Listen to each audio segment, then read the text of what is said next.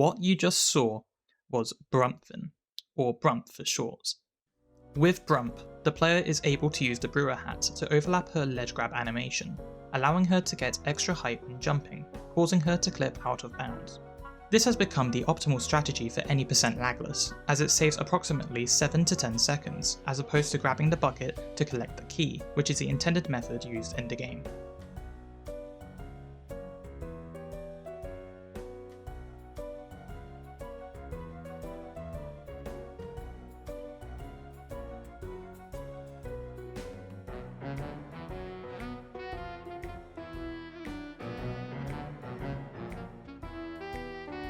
It's also faster than a more complex strat, Solvin, when done optimally, saving about 0.7 seconds, which should be on screen now.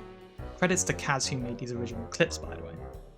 I wanted to make a quick video explaining how Brump works to an extent, and more so how to actually do the strat for yourself consistently, as it's a hard trick when starting out.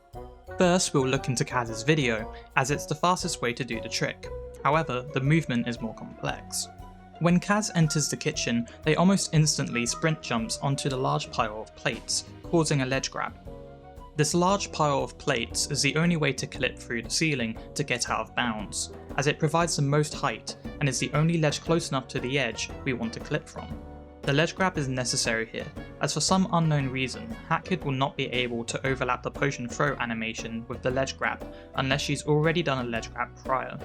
We don't know why this is the case, but right now the fastest method to fix this issue is to ledge grab as soon as possible, which we can do by simply sprint jumping onto the plates as we enter the kitchen.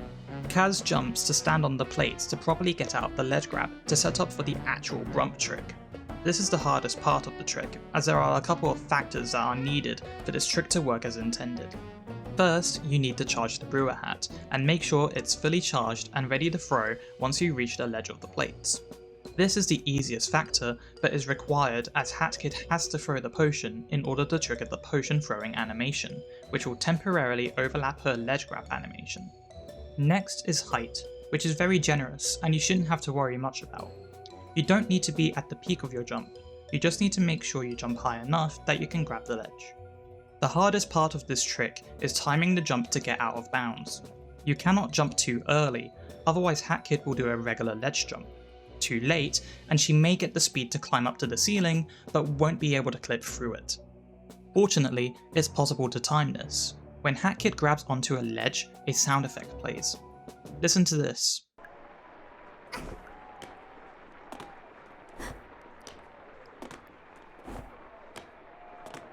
So, to time the jump properly, HatKid must jump as soon as possible once hearing the ledge grab sound.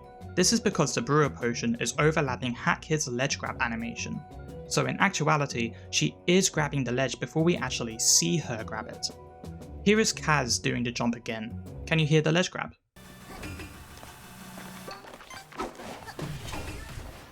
And a final note, you don't want to spam the jump button, as this may cancel out Brump, and you won't be able to clip out of bounds. Instead, I'd recommend pressing jump twice when you hear the ledge grab. You can even see in Kaz's video, they press jump twice. This is a hard trick, so don't feel let down if you can't do it right away. If you are a beginner in hat speedrunning, I would recommend doing the intended method of grabbing the bucket and getting the key first. It is slower, but it's a lot safer and can't kill your run like Brump can. Now I'll quickly go through the rest of the trick. The hardest part is done at this point. Switch to your sprint hat, you'll need it for this movement. You're going to do a technique called a TSJ, short for triple sprint jump. It's the hardest movement out of the 3 commonly used jump techniques, but it's the only one that will give you enough height to make it to the top of the ice freezer room next to you. It's tricky to explain, but let me try my best. To do a TSJ, you want to sprint to the edge of the ground you are running on. Once on the edge, you want to tap jump twice in quick succession. In addition, however, you must be holding your sprint button on the first jump, then let go of sprint before pressing jump the second time, all in rapid succession. If done right, you'll get this result, allowing for a third jump with the increased height you have.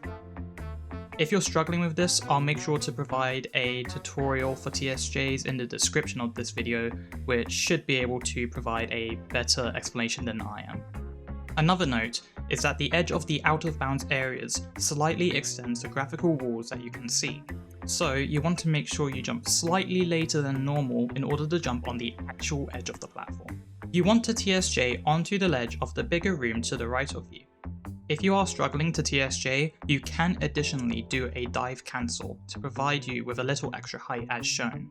This is all of the hard parts done. Now you have the easier parts. You want to do a boot clip on the ledge of the wall you just jumped onto. Then press the jump button once you are in a suitable range of the chest below you.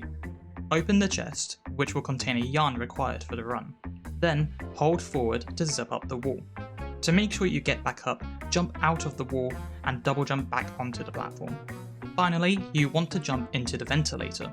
However, there is a small box that you have to aim for, but it shouldn't be too tricky. If you want to be safe, you can run over to the vent, then jump onto the box area. But if you want to save a second or so, you can dive into the area. And it's done! Now you can continue down with the Mafia as normal, knowing that you have saved a whopping 10 seconds or so, if optimized. With this new information in mind, let me play Kaz's video one final time and look carefully to see how each part is done.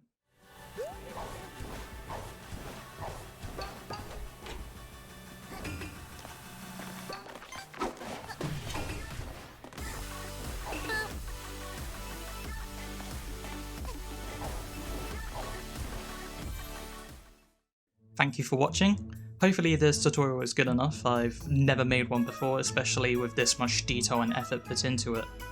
If you haven't yet, then join the BootTube Discord server if you want to get into a Hat in Time speedrunning, link in the description. Hopefully this video hasn't detracted you from speedrunning in any way.